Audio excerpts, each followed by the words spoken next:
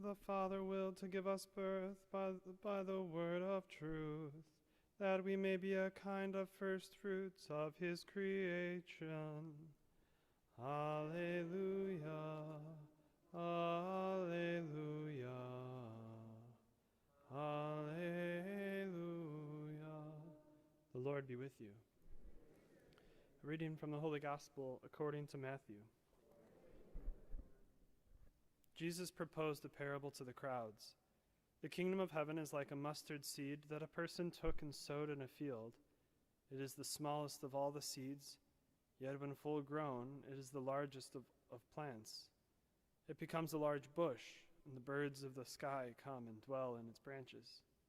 He spoke to them another parable. The kingdom of heaven is like yeast that a woman took and mixed with 3 measures of wheat flour until the whole batch was leavened. All these things Jesus spoke to the crowds in parables. He spoke to them only in parables to fulfill what had been said through the prophet. I will open my mouth in parables.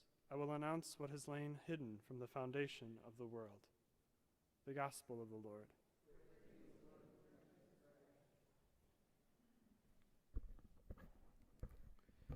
So in these parables, Jesus is speaking. First is of a mustard seed, and the second is of yeast. And he says the kingdom of heaven is like these things. It's like a mustard seed. And we know that we've received the kingdom of heaven from our baptism. So the kingdom of heaven dwells within us. So why does it not continue to bear fruit as he promises? Maybe we see some fruit in some ways, and maybe we see some fruit in little ways or this way, but maybe not as we would like, or maybe not as we hear him speak and we say, that's not what's happening in my life. And sometimes I think when we think about only the mustard seed or only the yeast, we forget that it has other components with it that allow it to flourish, no? That a mustard seed has to be placed in ground that is good in order for it to grow to be a large bush. Or yeast by itself, if you look at yeast, it doesn't grow, it doesn't do anything, it's just yeast. Or if you pour water on it, it's just yeast, it's wet yeast, it washes away. But if you put it with wheat flour and then you put it within heat and you have all this other combination, then it does what it's meant to do, it grows.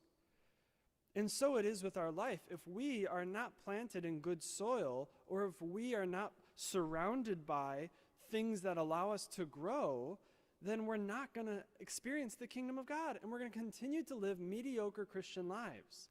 We're going to be content with just the mediocrity of the world, and we're going to get anxious by everything the world says, and we're going to listen to the priest, and this priest will say, you shouldn't be anxious, and we're like, oh, well, I'm anxious, that means I'm not doing something right.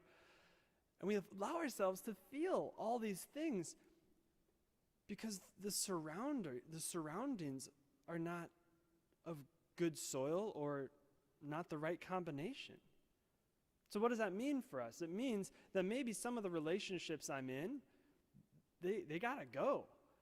Maybe there's people in our lives that are toxic for us. And we think, well, my presence among them is going to make them better. It's going to make them holy. It's going to change them. It's going to convert them. It probably won't. All right? Like if they're continuing to be toxic towards you and you become more resentful towards them, and we keep like trying to lie to ourselves and say, oh, well, if I'm just longer with them and they're going to eventually change, that's not going to happen, because the resentfulness within me is going to prevent actual healing and growth in them. Secondly, the things that we're watching on television. If we're spending 3 hours